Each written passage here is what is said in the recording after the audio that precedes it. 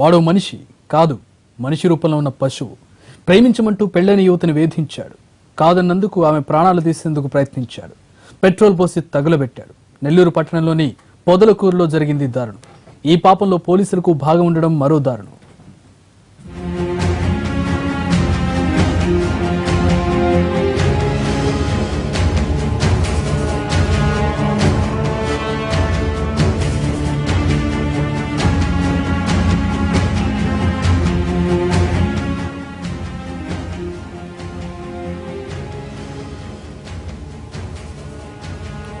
అల్తాఫ్, సైరా భాను దంపతులు పొదలకూరు రోడ్లో ఉంటున్నారు.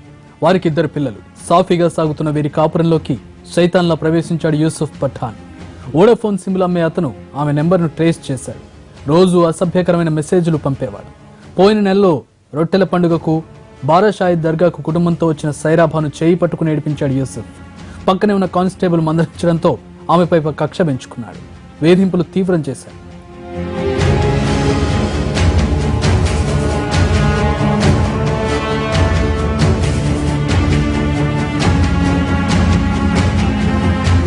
యూసుఫ్ వేధింపులు తట్టుకోలేక సైరా భాను శనివారం పోలీసులను ఆశ్రయించింది. అయితే రాజకీయ నాయకుల అండ ఉన్న పఠాన్ను పోలీసులు ఏమీ చేయలేకపోయారు. పోలీస్ స్టేషన్కు పిలిపించి రాజీ ప్రయత్నాలు చేశారు. రాజీ పేరుతో లక్షలు చేతులు మారినట్లు తెలుస్తోంది. దీంతో తాను పోలీస్ స్టేషన్కు వెళ్లడం కారణం, సైరా భాను కారణమని కక్ష పెంచుకున్నాడు యూసుఫ్. ఎవరూ లేని సమయంలో స్నేహితుడితో కలిసి సైరా భాను ఇంట్లోని ప్రవేశించి పెట్రోల్ పోసి నిప్పంటించాడు.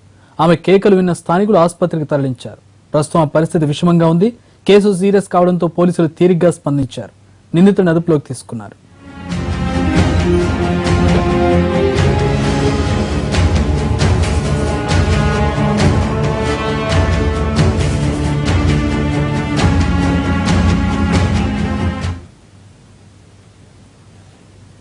ఈ ఘటనపై మరింత సమాచారం మా ప్రతినిధి విజయ్ అందిస్తారు. విజయ్, తనకు దక్కడం లేదన్న కక్షతోనే సైరా భాను యూసుఫ్ దాడి చేసినట్లుగా తెలుస్తోంది.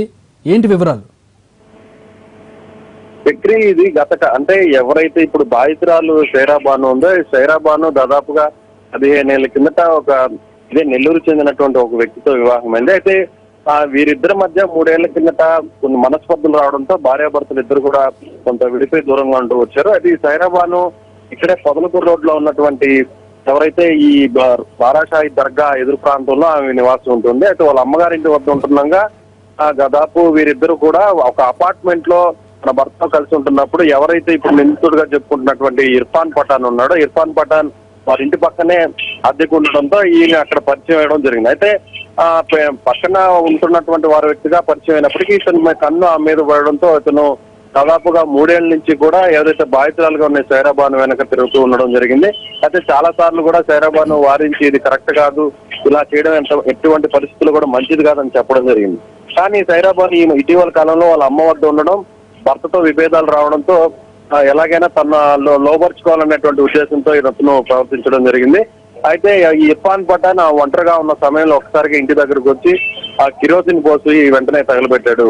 చక్రి, రైట్. పోలీసులు ఏమంటున్నారు? ఇక్కడ పోలీసుల నిర్లక్ష్యం ప్రధానంగా కనపడుతోంది. 2 సార్లు పోలీసుల దగ్గరికి వెళ్ళినా కూడా వాళ్ళు సరిగా పట్టించుకోకపోవడంతో అతను ఇలా పేటరేగిపోయినట్లు కనపడుతోంది. ఖచ్చితంగా చక్రి, పోలీసులు అప్పుడే గానీ ఏదైతే ఆ రొట్టెల పండుగలు జరిగేటువంటి సమయంలో ఇవి ఎవరైతే ఇతను ఉన్నటువంటి నిందితుడు ఉన్నాడో ఇతను నేరుగా ఆమె చేయబట్టుకున్న వెంటనే ఒక కానిస్టేబుల్ కి కంప్లైంట్ ఇవ్వడం జరిగింది.